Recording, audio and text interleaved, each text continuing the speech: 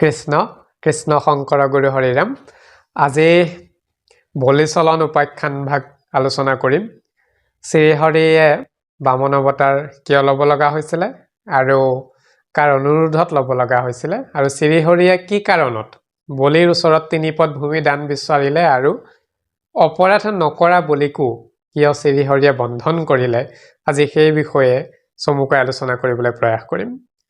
এটা কথা প্ৰসংগ কমে কৈ থওঁ যে ভাগৱতৰ অষ্টম স্কন্ধত শুক মহাদেৱে পৰীক্ষিতৰ আগত এই বামন অৱতাৰৰ কথা বা যে শ্ৰীহৰিয়ে বলিক চলনা কৰিছিলে এই উপাখ্যান ভাগ সন্নিৱিষ্ট হৈ আছে আৰু অন্যান্য পুৰাণতো আছে, কিন্তু মুখ্য ৰূপত আমি আজি ভাগৱত পুৰাণকে আশ্ৰয় কৰি কথাখিনি আলোচনা কৰিবলৈ প্ৰয়াস কৰিম। আমাৰ সৰ্বজ্ঞাত যে দৈত্যৰাজ বলি প্ৰথম অৱস্থাত ইন্দ্ৰৰ হাতত পৰাজয় হৈছিলে আৰু পৰাজয় হৈ বলি নিহত হৈছিলে। কিন্তু দৈত্যগুৰু শুক্ৰাচাৰ্যই সঞ্জীৱনী শক্তিৰ দ্বাৰা পূৰ্ণ জীৱন যি দান কৰিব পৰা ক্ষমতা মহাদেৱৰ পৰা বৰ হিচাপে লাভ কৰি থৈছিলে আৰু তাৰে ফলৱৰ্তী হৈ দৈত্যগুৰু শুক্ৰাচাৰ্যই সঞ্জীৱনী শক্তিৰ দ্বাৰা পুনৰ্জীৱিত কৰিছিলে দৈত্যৰাজ বলিক আৰু এই দৈত্যৰাজ বলিক নি পাছত পাতালত ৰাখিছিলে। বলিয়ে সুযোগ আৰু সময়লৈ অপেক্ষা কৰিছিল যে পাতালত তেওঁ কেনেকৈ আছিল সেই কথাও ভাগৱতত আছে আৰু পাছত দেৱতাসকলৰ হাতত যেতিয়া পৰাজিত হৈছে আৰু নিহত হৈছে আৰু অপমানৰ কাৰণে অপযশ সহিব নোৱাৰি বলিৰ সুখ শান্তি নোহোৱা হ'ল আৰু এনে অশান্তিৰ কিবা উপশম উপায় বিচাৰি দৈত্যপতি শুক্ৰাচাৰ্যৰ ওচৰলৈ গৈ গুৰুক শৰণাপন্ন হৈছে আৰু বলিয়ে এইবুলি কৈছে, যে বলিক বধিলা সমৰত পুৰন্দৰে, পুৰন্দৰ মানে ইন্দ্ৰৰ কথা কৈছে, ইটো কুখ্যাতি ৰৈলা চন্দ্ৰ দিবা কৰে, ইন্দ্ৰত হাৰন্তা নাই বংশ আমাৰ, পিতৃ পিতামহৰো অনাইলা খিনিস্কাৰ, দানৱ কুলৰ তুমি বিনে গতি নাই, তুমি প্ৰাণদাতা পিতা মাতা সমুদায়। পাছতে বুলিও কৈছে যে হেন জানি চিন্তা গুৰু উপায় সম্প্ৰতি, যেনমতে পুনৰপি পাওঁ অমৰাৱতী। এই বুলি যেতিয়া দৈত্যৰাজ বলিয়ে দৈত্যগুৰু শুক্ৰাচাৰ্যৰ ওচৰত শৰণাগত হৈছে আৰু এনে অনুনয় বিনয় শুনি শুক্ৰাচাৰ্যই বলিক অভয় দিলে আৰু বলিৰ হতুৱাই সম্ভাৰ গোটাই বিশ্বজিৎ যজ্ঞ অনুষ্ঠান কৰিলে। বলিক স্বৰ্গ ৰাজ্যৰ অধিপতি পাতিলে। পাছত যজ্ঞৰ পৰা লাভ কৰা যি দিব্য ৰথ আৰু অস্ত্ৰ শস্ত্ৰৰে সুসজ্জিত হৈ বলিয়ে অসুৰ বাহিনীৰে সৈতে ইন্দ্ৰপুৰী যেতিয়া অৱৰোধ কৰিবলৈ যায়, তেতিয়া দেৱৰাজ প্ৰমুখ্য দেৱতাসকলে আৰু লগতে ইন্দ্ৰৰ ভাৰ্যা শচী প্ৰভৃতি দেৱনাৰীসকলেও ভয়ত কম্পমান হৈছিলে। দেৱতাসকল একত্ৰিত হৈ দেৱগুৰু বৃহস্পতিৰ ওচৰ চাপিছে আৰু ওচৰ চাপি সুধিলেগৈ বোলে হঠাৎ বলিয়েনো কেনেকৈ ইমান প্ৰতাপী হ'ল আৰু আমাৰনো এতিয়া কি উপায় হ'ব? হেন শুনি গুণী মাতি লন্ত বৃহস্পতি, শুনিও কৈ ইন্দ্ৰ কাৰ্য ভৈলা বিসংগতি, শুক্ৰে কৰাই লন্ত মহাযজ্ঞ বিস্ৰজিত, সিকাৰণে আৰ তেজ ভৈল বিপৰীত। সেই বুলি গুৰু বৃহস্পতিয়ে ইন্দ্ৰ আদি দেৱগণক কৈছিলে আৰু লগতে এই বুলিও পৰামৰ্শ দিছিলে যে আচুক যুঁজিবে কোনো আগে হৈবে থিয়, যেন যম দেখন্তা জনৰ হৰৈ জীৱ, আজি আকৌ আনে নাতে মাধৱৰ পৰে, হেন জানি স্বৰ্গচাৰী পলায়ু সত্ৰৰে। গতিকে এইখিনি সময়ত বৃহস্পতিয়ে দেৱসকলক পৰামৰ্শ দিছিলে যে হে দেৱৰাজ, শুক্ৰাচাৰ্যই বিশ্বজিৎ মহাযজ্ঞ সম্পাদন কৰিলে, যাৰ ফলত বলি মহাপৰাক্ৰমী হ'ল। এতিয়া তোমালোকে তেওঁক বলে নোৱাৰিবা। হৰিৰ বাহিৰে আন কোনেও তোমালোকক এই সংকটৰ পৰা ৰক্ষা কৰিব নোৱাৰিব। গতিকে তোমালোকে স্বৰ্গ এৰি নিজ বৰ্ণ লোপ কৰি ভেষণেৰে পৃথিৱীত পলাই থাকাগৈ। শত্ৰুৰ বিপৰ্যৰ কাল উপস্থিত নোহোৱা পৰ্যন্ত তোমালোকে অপেক্ষা কৰাৰ বাহিৰে তোমালোকৰ আন গতি নাই।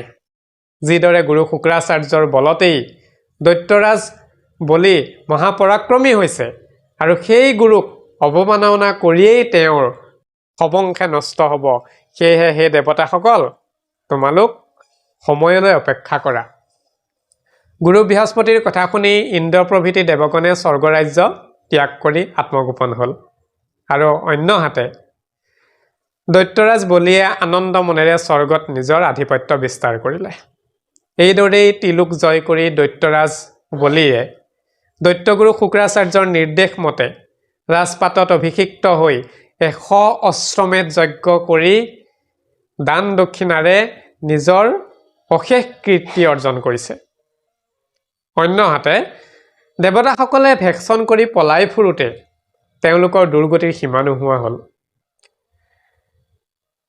দেৱগণৰ দুৰৱস্থা আৰু দুৰ্গতিৰ কথা শুনি দেৱমাতা অদিতিৰ হিয়া ফাটি গ'ল উল্লেখযোগ্য যে ঋষি কাশ্যপৰ 2 পত্নী অদিতি আৰু দিতি এই অদিতিৰ পুত্ৰ দেৱতাসকল আৰু দিতি অৰ্থাৎ সতিনীৰ পুত্ৰ হিৰণ্যকশিপুৰৰ পৰা ধৰি সমস্ত দৈত্যসকল সতিনীৰ পুত্ৰ দৈত্যৰাজ বলি আৰু দৈত্যকুলৰ সমৃদ্ধিয়ে দেৱমাতা অদিতিৰ অন্তৰত জলাজুইত ঘিউ ঢালিছিল সেই সময়তে কাশ্যপ ঋষি নিজৰ স্থানত মাধৱক ধ্যান কৰি মগ্ন আছিল আৰু যেতিয়া সহস্ৰ বছৰ অন্তত সমাধিৰ পৰা উঠি কাশ্যপে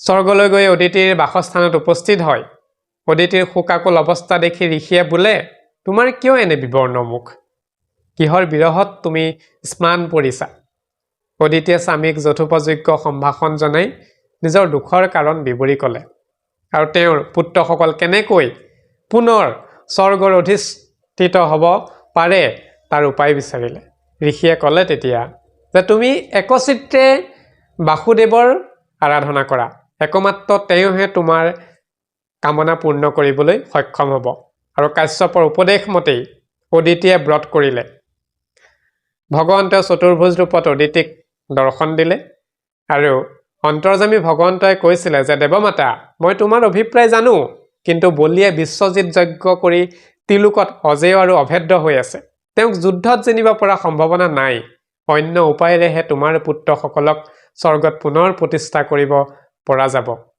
মই তোমাক পুত্ৰৰূপে উপজিম মই তোমাৰ পুত্ৰ হৈ উপজিম আৰু বলিক চলনা কৰি তেওঁৰ ৰাজ্যভাগ লম আৰু তোমাৰ পুত্ৰসকলক দান কৰিম এতিয়া তুমি পুত্ৰ কামনাৰ অৰ্থে তুমি তোমাৰ স্বামীৰ ওচৰলৈ যোৱা এই পৰামৰ্শ দি শ্ৰীহৰি অন্তৰ্ধান হৈছে আৰু আনন্দিত অদিতিয়ে আদ্যপান্ত বিৱৰি কোৱাত কাশ্যপ ঋষিয়ে যুগবলেৰে বিষ্ণুৰ অংশ আহি যেতিয়া কাশ্যপ মুনিৰ হৃদয়ত স্থাপন হোৱা উপলব্ধি কৰিলে আৰু তেওঁৰ তপস্যা সঞ্চিত বীৰ্য অদিতিৰ স্থাপন কৰিলে অদিতিৰ গৰ্ভত শ্ৰীহৰিয়ে ঠাই লোৱা কথা যুগবলে কেৱল ব্ৰহ্মাই জানিলে আৰু ভগৱন্তক স্তুতি কৰিছে তেতিয়া যে এই মতে ব্ৰহ্মাই আচন্ত স্তুতি কৰি অভিজিত মুহূৰ্তত উপজিলা হৰি ভাদ্ৰ মাস শ্ৰৱণাত দ্বাদশী মধ্য দিন কৰিলা জন্মক তাৰাক গণে প্ৰদক্ষিণ ঋষিসকলৰ সৈতে তাত ব্ৰহ্মা আহি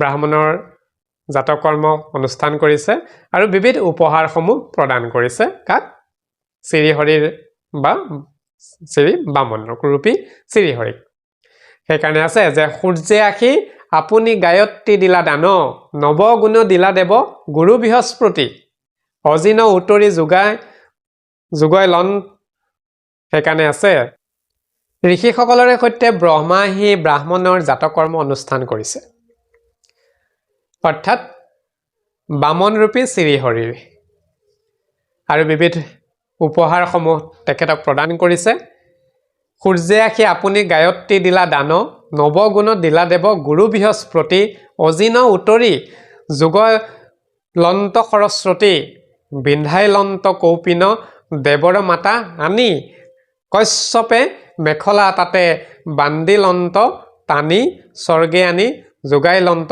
বিচিত্ৰ ছত্ৰখণ্ড সাদৰে দিলন্ত আদি আনি চন্দে ব্ৰহ্মদণ্ড এইখিনিসমূহ উপহাৰ শ্ৰীহৰিক অৰ্থাৎ বামন ৰূপী শ্ৰীহৰিক উপহাৰ হিচাপে দিছে পাছত আৰু দিছে সেই বুলিও আছে যে দিব্য কমণ্ডলো গোট ব্ৰহ্মা দিলা উঠি সপ্ত ঋষিগণে আনি দিলা কুশমুঠি গৌৰৱে যোগাইলা অক্ষমালা ভগৱতী ভিক্ষাপাত্ৰ দিলন্ত কুবেৰ যক্ষপতি।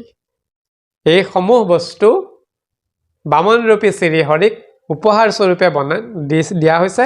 আৰু এনেদৰেই বৃহস্পতিয়ে নৱগুণ, সৰস্বতীয়ে অজিনোতৰী, অদিতিয়ে কৌপিন, স্বৰ্গই দিছে ছত্ৰ, চন্দ্ৰই দিছে ব্ৰহ্মদণ্ড, ব্ৰহ্মাই দিছে কমণ্ডলু, সপ্তঋষিয়ে কোষ আদি বস্তুখিনি দিছে।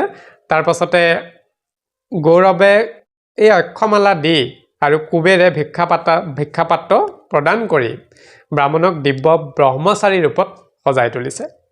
আৰু যেতিয়া ব্ৰাহ্মণৰূপী শ্ৰীহৰিয়ে ব্ৰহ্মচাৰী বেশত লাভ কৰিছে আৰু ব্ৰহ্মচাৰী বেশতে তেওঁ গৃহত্যাগ কৰিছে। এইখিনি হৈছে শ্ৰীহৰিৰ বামন অৱতাৰ। এতিয়া আমি যাম দৈত্যৰাজ বলিৰ ওচৰলৈ। অন্যহাতে এইখিনি সময়তে নৰ্মদা নদীৰ উত্তৰ পাৰে যজ্ঞ সমাধান কৰি বলিৰ দান দিয়াত ব্যস্ত হৈ আছিল। আৰু লেখ মানুহ কাপুণ্য নকৰাকৈ বলিয়ে যোনে যিহকে বিচাৰিছিলে সকলোখিনি মুক্ত হস্তে দান কৰিছিলে। আৰু সেই স্থানতেই শ্ৰীহৰি অৱতাৰ বামন ৰূপেৰে দণ্ড, ছত্ৰ আৰু কমণ্ডলু হস্তে লৈ বামন গৈ বলিৰ যজ্ঞস্থলীত উপস্থিত হ'ল। বলিয়ে জ্যোতিষ্মান ব্ৰহ্মচাৰী ব্ৰাহ্মণৰ আগমনত উৎফুল্লিত হৈ তেওঁক ইচ্ছানুসৰি দান বিচাৰিবলৈ অনুৰোধ কৰিলে। বামনে দৈত্যকুলৰ অতীত মহানুভাৱতা আৰু প্ৰতিশ্ৰুতি ৰক্ষাৰ বুৰঞ্জী সোঁৱৰাই প্ৰশংসা কৰিলে আৰু বামনৰ ভৰিৰ খোজেৰে মাত্ৰ 3 পদ ভূমি দিবৰ কাৰণেহে প্ৰাৰ্থনা কৰিছে। বামনে দৈত্যৰাজ বলিক কৈছে যে প্ৰয়োজনতকৈ অধিক দান বিচৰা বা গ্ৰহণ কৰাটো পাপ, সেয়ে মোক 3 পদতকৈ অধিক ভূমিৰ প্ৰয়োজন নাই। এইবুলি শ্ৰীহৰিৰূপী বামনে বলিৰ আগত প্ৰস্তাৱ ৰাখিছিল। বলিয়ে তেতিয়া ক'লে, আপুনি যি ক'লে সেয়া পণ্ডিতে কোৱাৰ দৰে ক'লে, কিন্তু মোৰ ওচৰলৈ যে এবাৰ মাত্ৰ দান বিচাৰি আহে তেওঁক আৰু কোনো অভাৱ নাথাকে। মই শশাগৰা পৃথিৱী দান কৰিবলৈ সক্ষম, আপুনি বিচাৰক। তথাপিও বামন ৰূপী শ্ৰীহৰিয়ে নিজৰ ভিক্ষাৰ 3 পদ ভূমিতে অচল অটল হৈ থাকিল। বলিয়ে 3 পদ ভূমিক উৎসৰ্গা কৰিবলৈ জলৰ ভোংগৰা গ্ৰহণ কৰি তিল কোষ তুলি লৈছে। ঠিক তেনেতে দৈত্যগুৰু শুক্ৰাচাৰ্যই বামনৰ আচল পৰিচয় আৰু অভিপ্ৰায় বুজি দৈত্যৰাজ বলিক বাধা দি কৈছিল যে এই বামন ব্ৰাহ্মণ নহয়, তেওঁ সাক্ষাৎ হৰি, তেওঁ দেৱকাৰ্য সিদ্ধিৰ বাবে এই ৰূপ ধৰিছে। তুমি তেওঁ খোজা কোনো বস্তুতে দিবলৈ প্ৰস্তুত নহবা, আৰু নহ'লে তুমি সৰ্বশান্ত হবা। তেওঁ 3 পদৰ চলেৰে তোমাৰ 3টি লোক কাঢ়ি তোমাক নৰকলৈ পঠাব। তুমি 3 পদ ভূমি দিবলৈকো অপাৰগ হবা, কিয়নো এই বামনে একে পদে পৃথিৱী আৰু ৰসাতল জুৰিব, 2য় পদে স্বৰ্গকো লংঘিব, আৰু 3য় পদৰ বাবে তোমাৰ স্থান নাথাকিব। আৰু যেতিয়া তোমাৰ বাক্যস্খলন হ'ব, বাক্যস্খলন হোৱাৰ কাৰণে তোমাক নৰকলৈও পঠাব পাৰে। এইখিনি কথা শুক্ৰাচাৰ্যই দৈত্যপতি বলিক সাৱধান কৰি দিছিলে। সেইকাৰণে কৈছিলে যে যিটো দান কৰন্তে বৃত্তিৰে হুইবে ছেদ, কিছু পুণ্য নাহি মিছা মাত্ৰ পাৱে খেদ। অৰ্থাৎ যি দানৰ পৰিণামত নিজৰ জীৱিকা নাশ হয় তেনে দানত কোনো পুণ্য নাথাকে। শুনিও বলি যেন শাস্ত্ৰ বিহিত। গুৰু শুক্ৰাচাৰ্যই বলিক কৈছে যে তুমি শুনা, শাস্ত্ৰত কি সিদ্ধান্ত আছে। শুনিও বলি যেন শাস্ত্ৰ বিহিত, 5 ভাগ কৰি বিভাগিবে নিজ বিত্ৰ। পাছত আকৌ কৈছে, সুৰতি বিবাহ প্ৰাণ সংকটৰ ত্ৰাসে, গু ব্ৰাহ্মণৰ অৰ্থে সৰ্বস্ব বিনাশে, এতে কতে মিছা মাতিলেও নাহি পাপ, হেন জানি অংগীকাৰ এৰা বলি বাপ। কি বুলি কৈছে যে জীৱিকা থাকিলে সকলো ধৰ্ম কৰ্ম সাধন হয়। তুমি অংগীকাৰ কৰিলা যদিও এই দান দিবলৈ অস্বীকাৰ কৰা, তাত একো পাপ নহয়। শাস্ত্ৰৰ সিদ্ধান্ত মতে তিৰোতাক বশীভূত কৰাত, পৰিহাস বা বিবাহ আদিত সংক্ৰান্তত বা জীৱিকাৰ বাবে বা গু ব্ৰাহ্মণ হিতৰ অৰ্থে আৰু প্ৰাণৰ সংকটৰ কালত যদি মিছা মতা যায় তেতিয়াহ'লে সি দূষণীয় নহয় আৰু এই বুলিও কৈছে যে কপটিক যদি কপট কৰা যায় তেতিয়াহ'লেও পাপে নোচোৱে দৈত্যগুৰু শুক্ৰাচাৰ্যৰ কথা শুনি বলি অলপ সময় মৌন হৈ তলমূৰকৈ ৰৈছিল তাৰ পিছত চিত্ত স্থিৰ কৰি বলিয়ে কৈছিলে যে গুৰুদেৱ আপুনি শাস্ত্ৰসন্মত গৃহস্থৰ যি ধৰ্ম সেই সম্পৰ্কে উচিত কথাই মোক অৱগত কৰিলে পিছে মই প্ৰহ্লাদৰ নাতি হৈ দান দিওঁ বুলি তিলকুক হাতত লোৱাৰ পিছত বিত্তৰ লোভত ব্ৰাহ্মণক কেনেকৈ বিমুখ কৰোঁ মোৰ মনত অসত্যবাদীতকৈ বেলেগ আৰু অধম পাপ একো নাই মৃত্যু নৰকবাস বা ৰাজ্যশ্ৰী হানি আদিতকৈও ব্ৰাহ্মণৰ আশাভংগ কৰাটো মোৰ বাবে অধিক কষ্টদায়ক প্ৰয়োজন লোকৰ বাবে নিজৰ প্ৰাণকো পৰৰ উপকাৰত লগাব পৰাটোহে সন্তজনৰ লক্ষণ এই বুলি দৈত্যপতি বলিয়ে দৈত্যগুৰু শুক্ৰাচাৰ্যৰ আগত প্ৰত্যুত্তৰ দিছিলে আৰু এই বুলিও কৈছিলে বলিয়ে যে উদাহৰণ যদি মই চাওঁ বলিয়ে কৈছিলে যে দধিচি মুনিয়ে প্ৰাণ দিও দেৱকাৰ্য সাধন কৰিছিলে আৰু অলেখ ৰজা ৰাজ চক্ৰৱৰ্তী হৈ এই পৃথিৱীত আহিল আৰু গুচি গ'ল কোনেও লগত একো নিব নোৱাৰিলে কেৱল তেওঁলোকৰ যশ খ্যাতিহে পৃথিৱীত থাকিলে গতিকে মই এই বামনক অংগীকাৰ কৰা মতে দান দিমেই এওঁ যদি স্বয়ং শ্ৰীহৰিয়ে হওক আৰু তেওঁ যদি কপট বখেৰে আহি মোক চলনা কৰিবলৈ আহিছে তেনেহ'লে সেইটো মোৰ মহাভাগ্য বুলি মানিম কিয়নো নিতৌ যাৰ প্ৰতিমা সাজি পূজা কৰোঁ নিতৌ যাৰ যজ্ঞ কৰোঁ সেই হৰিক মই সাক্ষাতে পাম সেই বুলি বলিয়ে দৈত্য গুৰু শুক্ৰাচাৰ্যৰ আগত কৈছিলে গতিকে স্বহস্তে মই বসুন্ধৰা বিষ্ণুক দান দিম বুলিও ক'লে কপট কৰি যদি মোক এইখিনি কথা বলিয়ে কৈ আছে যে কপট কৰি যদি মোক বিনা অপৰাধে হিশিকেশে বান্ধিব খুজিছে তেন্তে বান্ধক তথাপিও ব্ৰাহ্মণ বেশী বিষ্ণুৰ লগত মই যুদ্ধ নকৰোঁ পুৰুষোত্ত দেখুৱাই যদি যুদ্ধ বেশেৰে অহা হ'লে স্বয়ং বিষ্ণুৰ লগতো মই যুদ্ধ কৰিলোহেঁতেন হয় মই মৰিলোহেঁতেন আৰু নহয় মই ধৰাশৰিক হলোহেঁতেন কিন্তু কোটি ব্ৰহ্মাণ্ডৰ স্বামী হৈ তেওঁ যদি মোক দানৰ বিনিময়ত দণ্ড দিয়ে তেন্তেহ'লে সেই কথাক লৈ মোৰ কোনো ধৰণৰ আপত্তি নাই মোৰ একো খেদ প্ৰকাশ কৰিবলৈ নাই সেই বুলি প্ৰকাশ কৰিছে আৰু বলিৰ এনে কথা শুনি খঙত একো নাই হৈ গুৰু শুক্ৰাচাৰ্যই বোলে তই মূৰ্খ হৈ পণ্ডিত বোলাইছ তোৰ পিতৃ পিতামহে কোনোদিনে মোৰ কথা নেপেলোৱাকৈ গ'ল আৰু কালিৰ সৱাল হৈ তই আজি মোক উপেক্ষা কৰিছ তই হতশ্ৰী হ এই বুলি গুৰুৰ এনে চন্দসা পোৱাৰ তিল মানুহ বিচলিত নোহোৱাকৈ বলিয়ে হাতত লৈ থকা তিলকুক হস্তে বামনক ভূমিদান দিবলৈ প্ৰস্তুত হৈছে আৰু বলিৰ পত্নী বিন্ধ্যাৱলীয়ে যে নলি লগোৱা আছিলে সেই লুটৰ পানী বাকিবলৈ লওঁতেই গুৰু শুক্ৰাচাৰ্যই যোগবলেৰে নিজৰ দেহৰ আকৃতি ক্ষুদ্ৰলৈ ৰূপান্তৰিত কৰি এই যি কমণ্ডলৰ পৰা জল নিগৰি আহিব সেই স্থানত গৈ মুখত ভেটা দি ধৰিছে যাতে পানী ওলাই আহিব নোৱাৰে কাৰণ প্ৰতিজ্ঞা কৰিব লাগিব বলিয়ে আৰু শুক্ৰাচাৰ্যৰ এই অকাৰ্যত বলিক যি পচন্দ সাপ দিয়াৰ অপৰাধত এই দুইটা অপৰাধত কোচেৰে শ্ৰীহৰিয়ে অৰ্থাৎ বামন ৰূপ শ্ৰীহৰিয়ে খোজ মাৰি শুক্ৰাচাৰ্যৰ এটা চকু ফুটাই দিছিলে আৰু তাৰ পিছৰে পৰা শুক্ৰাচাৰ্যৰ এটা চকুৰেহে দৃষ্টি লাভ কৰে এটা চকুৰ চিৰজীৱনৰ কাৰণে তেওঁ অন্ধ হৈ পৰিছিলে তাৰপিছতে আমি পাওঁ যে বিধিপূৰ্বক বলিয়ে বামনক ভূমিদান কৰিলে জানি শুনিও বিপক্ষক ত্ৰিলোক দান কৰিব পৰা মহিমা দেখি গন্ধৰ্ব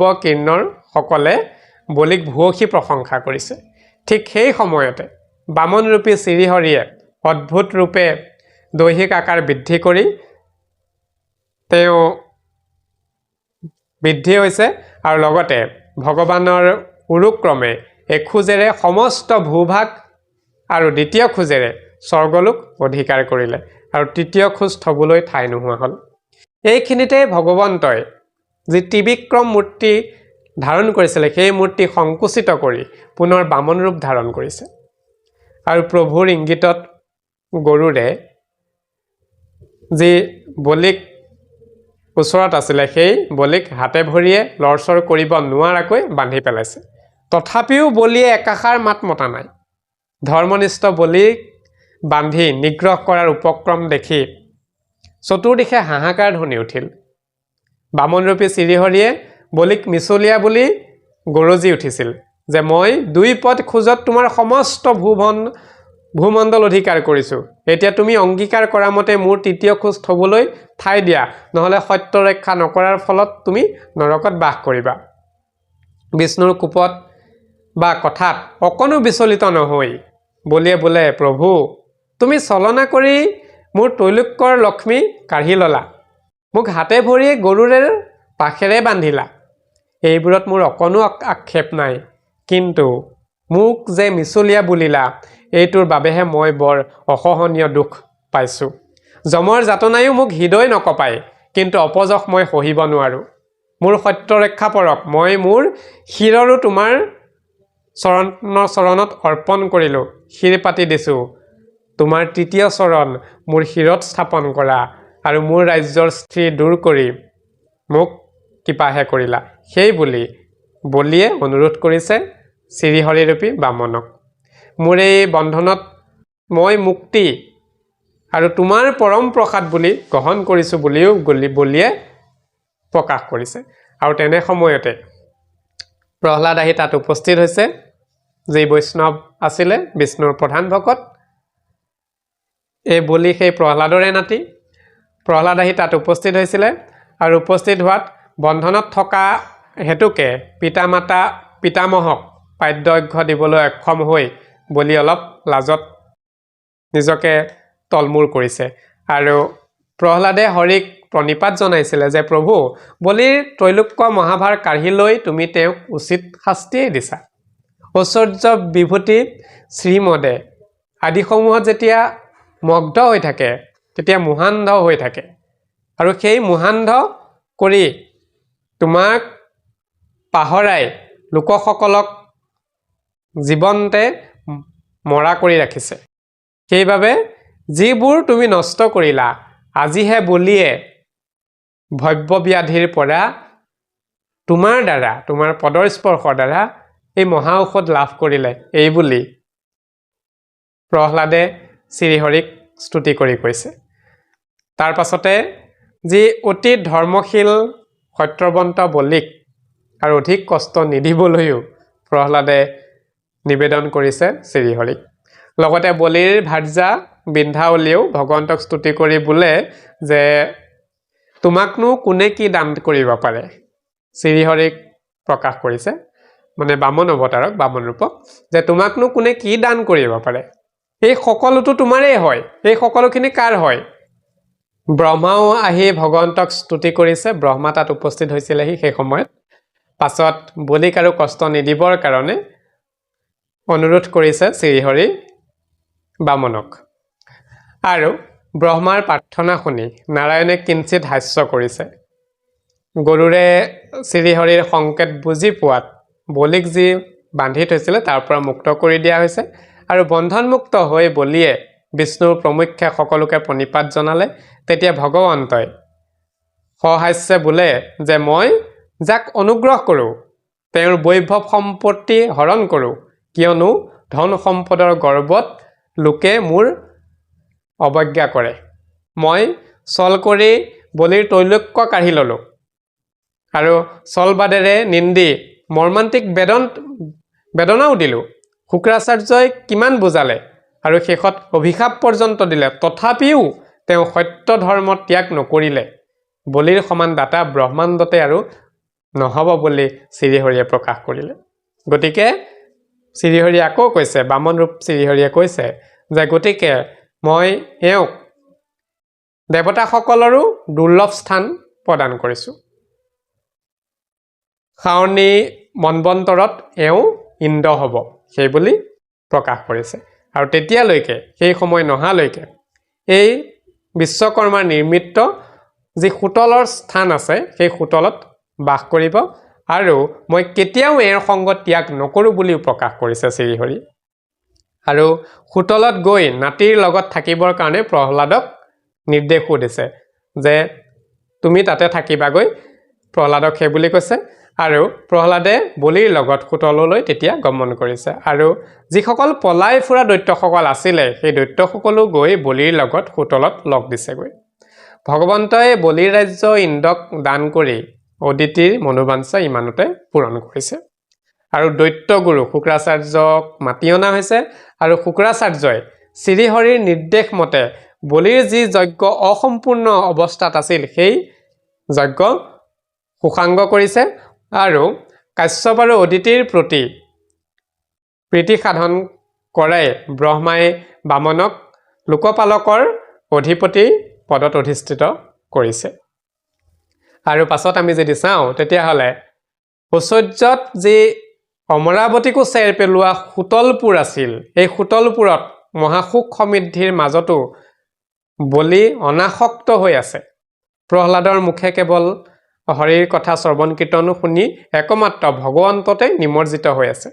ভগৱন্তই যি পূৰ্বতে এটা প্ৰতিশ্ৰুতি দিছিল যে বলিৰ ৰাজ্য ৰাজসভাৰ দুৱাৰপাল হৈ থাকিব বলিক নিগ্ৰহ কৰা সময়তেই, আৰু বলিয়ে কেৱল হৰিগুণতে নিমজ্জিত হৈ থকা দেখি আন কিছু দৈত্যসকল আছিলে সেই দৈত্যসকলে বলিৰ কিছু বিৰোধিতা কৰিবলৈ এটা প্ৰয়াস কৰিছিলে, কিন্তু সেই প্ৰয়াসো বিফল হ'ল।